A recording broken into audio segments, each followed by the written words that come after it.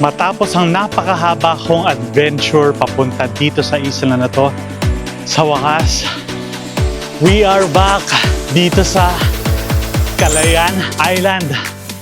Ang Calayan ay isang isla sa hilagang bahagi ng Luzon at bahagi ng Babuyan Group of Islands. Kilala ito sa mga pristine beaches, dramatic cliffs, at mga natatagong paraiso na hindi pa gaanong naaabot ng mass tourism. Hindi man ito madaling puntahan, pero once you get here, maiintindihan mo kung bakit gustong-gusto ito balikan ng mga travelers. Unahan ko na kayo. Welcome back sa akin dito sa Calayan Island. Dito tayo ngayon sa may Nagudungan Hill. Maaga pa, mga 5 o'clock pa lang kasi dito tayo magsa-sunrise sa taas nito. So doon tayo galing sa baba at tayo ay pataas.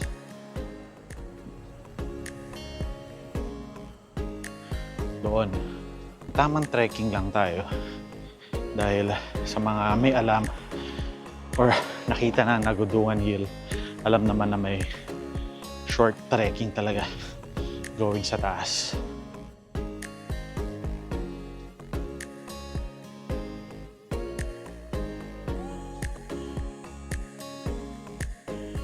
Nasa kinatatayuan ko ang isang perfect spot dito sa Calayan Island kung saan maganda mag-sunrise.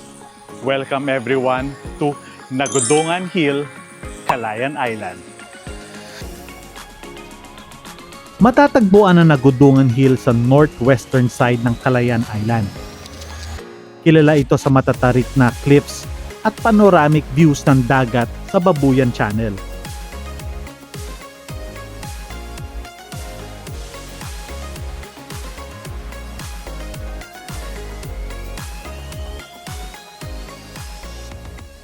Walang katao-tao dito ngayon sa Nagudungan Hill. Siguro kasi maaga ako pumunta dito sa Calayan, kaya wala pa mga turista.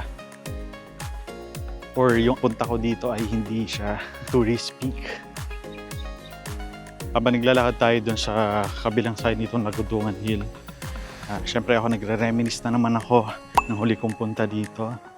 Yan, dito sa mga spots kung saan ako nag-video, nag-shoot, na aking mga photo.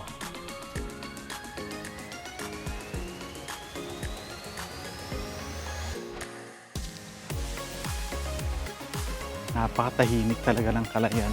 Kwento ko lang while walking. Iba talaga pag nasa malayong probinsya ka sa Pilipinas dahil ang babait ng mga tao. Tulungan talaga nag-initiate sila ng pakikipag-usap. Hindi nang maganda kapag soloista ka dahil madali mo nakakausap yung mga lokal. Madali ka nila natutulungan sa mga kailangan mo.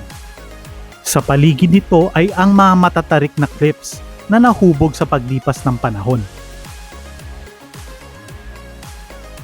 Habang narito ka, ramdam mo ang malakas na hangin at ang paghampas ng alon.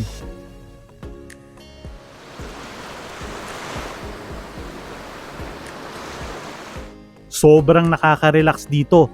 Ang sarap lang huminto sandali at namnamin ang ganda ng paligid. Tapos tayo sa kabilang side. Dito naman tayo sa kabilang side, yung overlooking Sibang Cove. Ganda pala mag-sunrise dito. Blessed tayo kasi wala nga tao. Kasi ako lang. Mula rito sa Nagudungan Hill, matatanaw natin ang ating next destination. Ito ay isang malaking kurbadang cove na may mahabang white sand beach.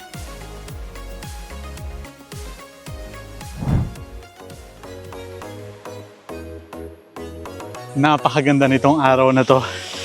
Dahil nagbalik tayo sa isa sa mga paraisong dagat o isla sa Pilipinas, ang Calayan Island. At nandito ako sa lagi kong iniisip na balik-balikan. Ito yung sikat na sikat dito sa Calayan Island, ang Sibang Cove. Ang Sibang Cove ay kilala sa napakalawak nitong beach na may powdery white sand at crystal clear na tubig. Dahil sa remote na location ng Calayan Island, hindi pa ito gaano dinadagsa ng mga turista. Kaya sinasabi ng marami na ang Sibang Cove ay isa sa mga untouched beach paradise sa hilagang bahagi ng Pilipinas. Mag-isa lang ako sa buong beach, kaya feeling ko para akong may sariling private paradise. Ganda ng panahon. Ganda ng hangin. Walang katao-tao.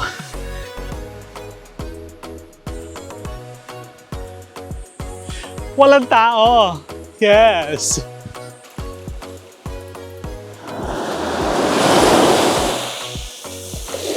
Ganda. Ganda talaga niya. Mahirap lang talaga puntahan pero worth it.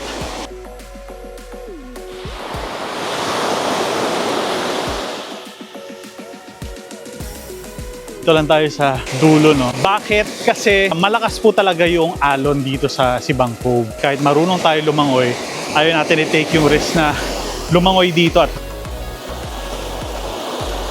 baka alurin tayo sa may banda doon sa dulo. Eh tayo lang yung tao dito, is nakakatakot. Tampisaw lang tayo ng paa.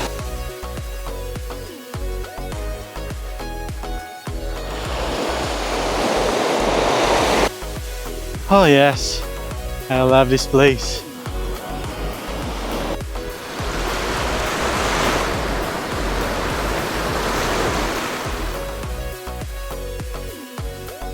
Tignan nyo naman ang buhangin dito sa Sibang Cove.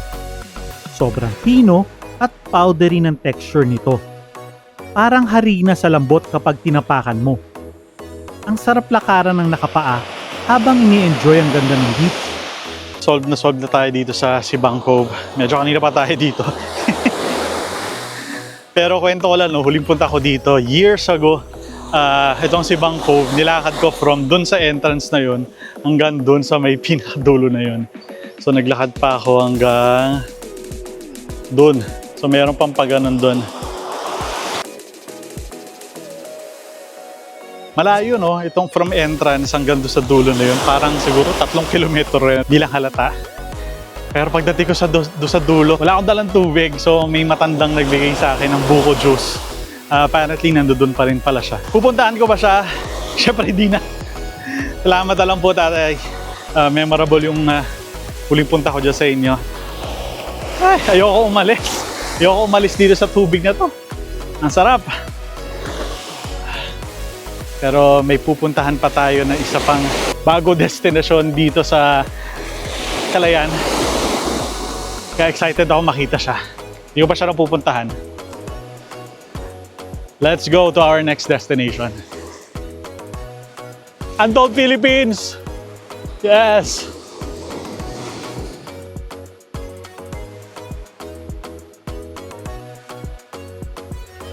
Habang naglalakad ako, nakita ko itong sikat na Mickey House dito sa Calayan. Malapit lang pala siya sa homestay ko. Dahil nandito na tayo, try na rin natin, kumain na tayo ng Mickey na pinatanggal ko lahat ng pork at ng mga chicken.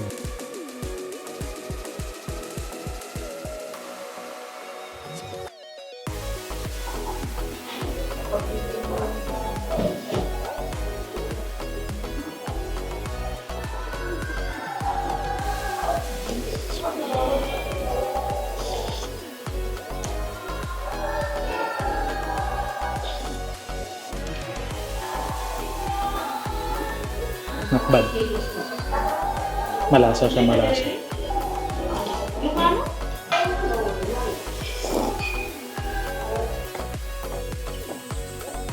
Tapos ako kumain doon sa Olen Mickey House. Masarap siya.